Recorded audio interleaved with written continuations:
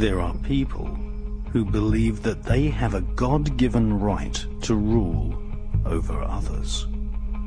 They believe that their outward appearance is superior to all others. They harbor selfish ambitions to be rich and to have power over what they describe as common people. They lie, cheat, steal, strangle, stab and slash their way to power. They believe that their actual willpower, what the British occultist Aleister Crowley described as the will of Thelema, the royal will, must be obeyed. Literally millions of people have been slaughtered at the behest of the royal lust for war.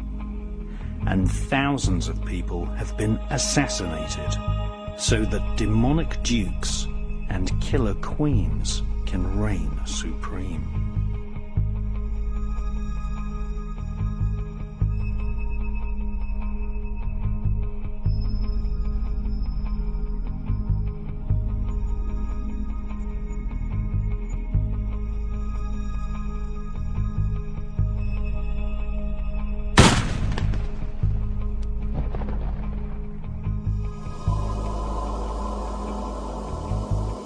This cabal of crowned killers use the global network of secret societies, loosely described as the Illuminati, to do their bidding and killing.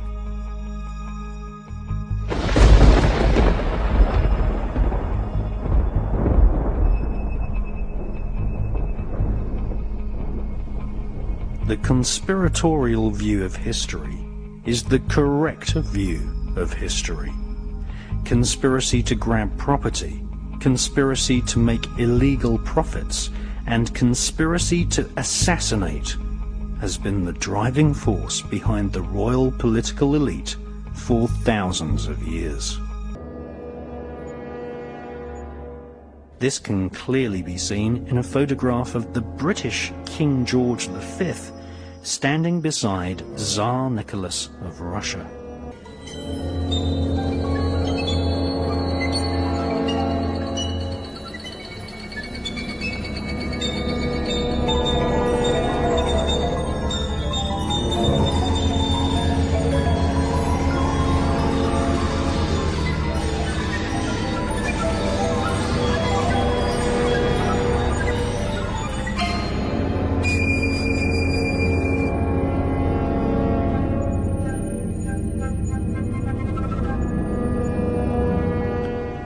Today's royal family is in power due to the bloody, horrible, murdering activities of their forefathers.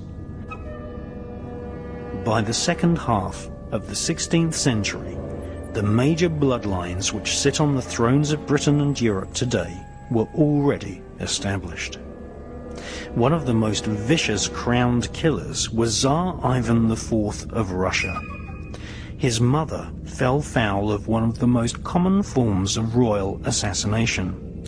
She died of poisoning when Tsar Ivan was just 8 years old.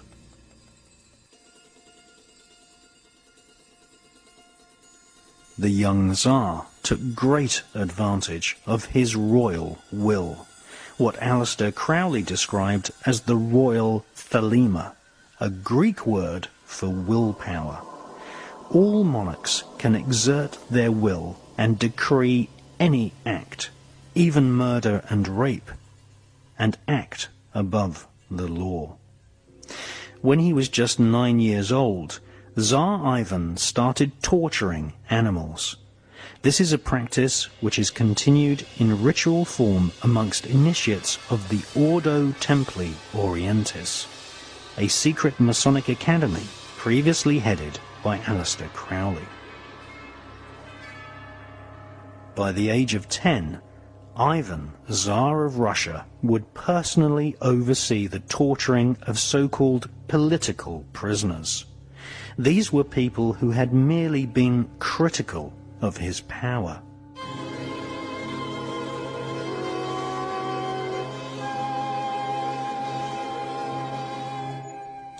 he committed his first rape at the age of 11. He was crowned in 1547 and diverted public attention away from their own abject poverty by entering into war with Poland and Lithuania. Tsar Ivan took thousands of prisoners and personally supervised their torture, often devising the most wicked torture techniques himself.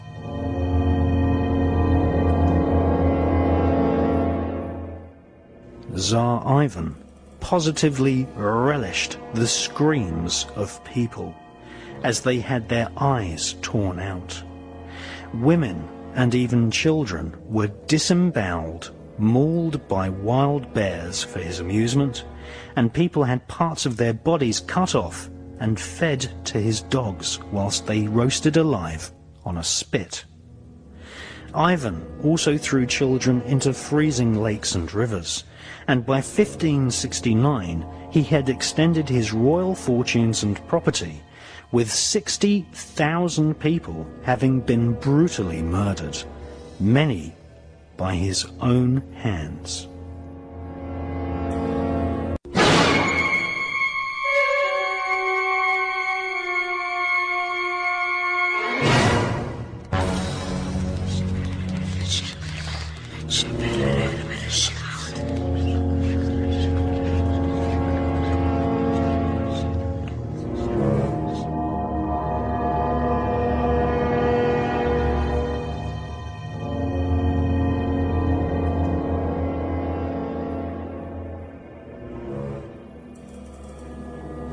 Witch hunts of the Middle Ages took place all over Europe and even in the United States of America. However, witch hunts in the Russian Imperial Empire were much more rare. To this very day, a huge number of Russian people are attributed with psychic power. In the 19th century, the Russian Romanov royal family employed a powerful hypnotist and mystic. He has become known as the Mad Monk Grigory Rasputin. The story of Rasputin exemplifies the psychopathic nature of the monarchy. Rasputin was a self-styled monk and therefore had friends in the Russian Orthodox Church. Rasputin had endured poverty, giving him the common touch with the peasant population of Russia. He was revered as someone who could heal, therefore bringing him notoriety across the vast empire of Imperial Russia. Rasputin was also someone who could entertain the company of royalty. Rasputin was seen as a threat by the Romanov royal dynasty.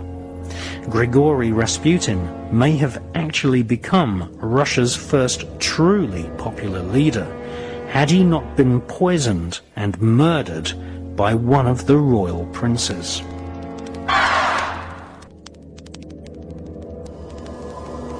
Born in 1869, the mystical Grigory Rasputin could engage himself in an intense trance where he prophesied future events. His psychic healing powers were employed by Tsar Nicholas and Queen Alexandra. Rasputin used his famous healing hands to cure the Tsar's son. Once the royal Romanov dynasty saw the immense power of Rasputin, they quickly realized that a popular revolt may elevate Rasputin to be the leader of a new Russian republic. The Romanov royal family immediately plotted the murder of Rasputin. However, Rasputin's psychic powers allowed him to prophesy his own death, and he gave warning to Tsar Nicholas that if he were to murder Rasputin, then the whole Romanov royal family would also be killed.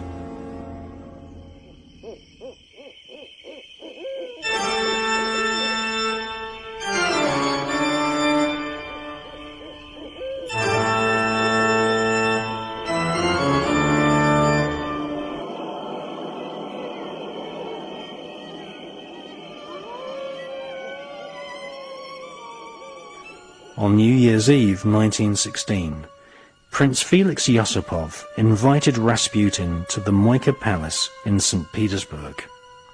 The prince gave Rasputin poisoned food. However, Rasputin showed no sign of dying. Prince Felix panicked and rushed out of the palace to consult Grand Duke Dmitri. The Duke and Prince returned with a gun and shot Rasputin at point-blank range. A palace doctor was called who could find no sign of life in the body of Rasputin. However, suddenly, Rasputin regained consciousness, and the prince and the duke ran for the outer gate of the palace and called for armed troops to finish off Rasputin. Rasputin chased the duke and prince. The crowned prince took a club and hit Rasputin repeatedly over the head in a typically psychopathic royal tempo.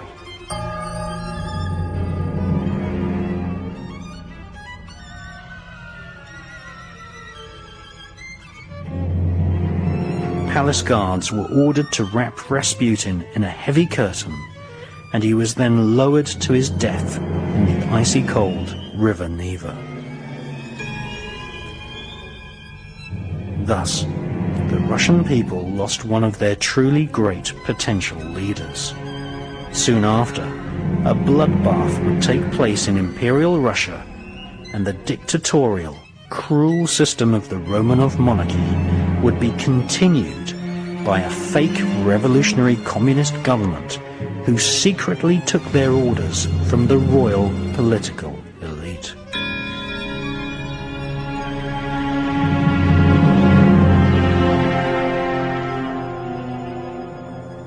Descendants of the Russian monarchy and aristocracy now rule Russia from behind the scenes, having introduced the same system of globalization and stock markets which the royal elite have used to ensnare the economies of most countries on the face of planet Earth.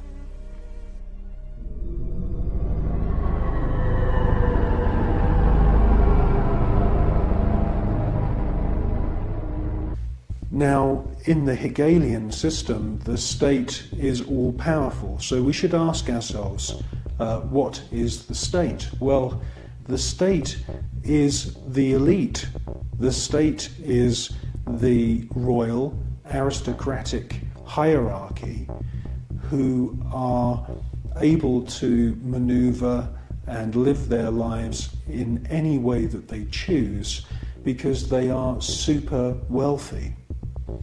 Now, let's just talk about super wealth and super wealthy people. I can tell you now, after meeting quite a few of them, that they are very, very different to you or me. When I'm talking about super wealth, I am not talking about Puff Daddy who has allegedly 3 Bentleys. I'm talking about super wealth, family wealth, which was in the millions back in the 19th century. Now, when we look at this hierarchy of aristocrats and royal families around the world, we can see that they are the state. They are the people that the robots, I call them robots, the civil servants, who run the machinery of the state. It is the civil servants who swear allegiance to this elite.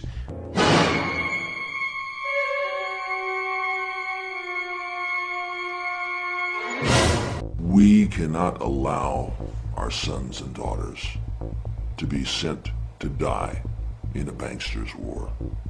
For oil, for heroin, for cocaine, for gold, or for control. There has never been a battle that has been won defensively. But we must prepare by becoming self-sufficient. We must prepare to do that which has not been done before. Once identifying the enemy, they have to be routed out.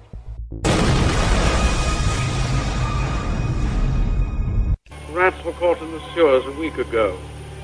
Now they're starving. When the plastic door is raised up, the rats will shoot out like bullets. It was a common punishment in Imperial China. Do it, Julia! Do it, Julia! Not me! Julia! Юные ленинцы, по-ленински жить и трудиться — наша большая мечта.